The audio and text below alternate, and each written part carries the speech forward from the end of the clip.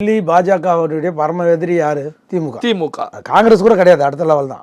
அந்த பரம எதிரி டெல்லியை வெறுப்பேற்றணுன்ற நோக்கத்தில் தான் அவர் காலையிலே தளபதி வீட்டிலேருந்து வந்த நியூஸ் எனக்கு கிடைச்ச தகவல் கரெக்டாக இருந்தான்னா அவர் காலையிலே பார்த்தாரு, காலையிலே நல்லா விசாரிச்சாரு. இப்போ எதுக்கு வரணும், அனாவசியமாக வேண்டான்னு தளபதி ஸ்டாலின் மறுத்த போது கூட, நல்லா கேட்டுங்க, தளபதி ஸ்டாலின் வேண்டான்னு மறுத்த போது கூட அடம் பிடித்து நேற்று போய் டெல்லி என்டிஏ வந்து வெறுப்பேற்றணுன்ற ஒரே ஒரு குறிக்கோளும், அதே டைமில் எடப்பாடிக்கு நான் உன்னை அழிப்பதற்கோசம் அனைத்து இந்திய அண்ணா திராவிட முன்னேற்ற கழகத்தை அழிப்பதற்கோசம் நான் எந்த தகாத செயலும் செய்யறதுக்கு தயாராக இருக்கிறேன்றத பண்ணியிருக்காரு.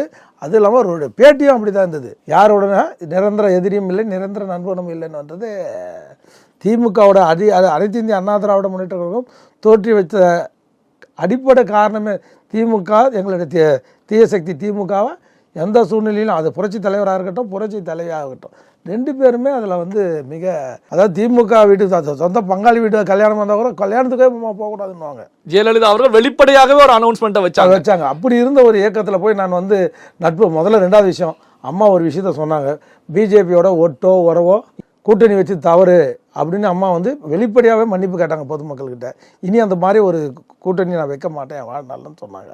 அம்மாவோட கொள்கையை பின்பற்ற இவங்க இருவருமே சொல்கிறேன், மீண்டும் போய் பிஜேபிக்கு அடிமை சாசனம் எழுதி கொடுத்துட்டு பிஜேபியோட ஒருங்கிஞ்சாங்க. இதையே வேறு வழி இல்லை. சரி, நீங்கள் திமுக பலம் பொருந்திய தீய சக்தி திமுக எதிர்க்கிறதுக்கு வேறு வழி இல்லை, நம்ம பிஜேபியோட சேர்ந்தால் தான் அதை எதிர்க்கணுன்றது ஓரளவுக்கு மக்களும் தொண்டர்களும் ஏற்றுக்கிட்டாங்க. இப்போ அங்கேருந்து வெளியில் வந்தது கூட தப்பு, அந்த முக்குளத்தூரில் பெரும்பான்மை வெளியில் வந்தது கூட தப்பு இல்லை. அண்ணன் ஓபிஎஸ் போய் நேராக தவாக தலைவர் விஜயை பார்த்துருந்தா கூட தப்பு இல்லைன்னு சொல்கிறாங்க. ஆனால் நீங்கள் அது தீய சக்தி திமுக தலைவரை போய் பார்த்தது தான் மிகப்பெரிய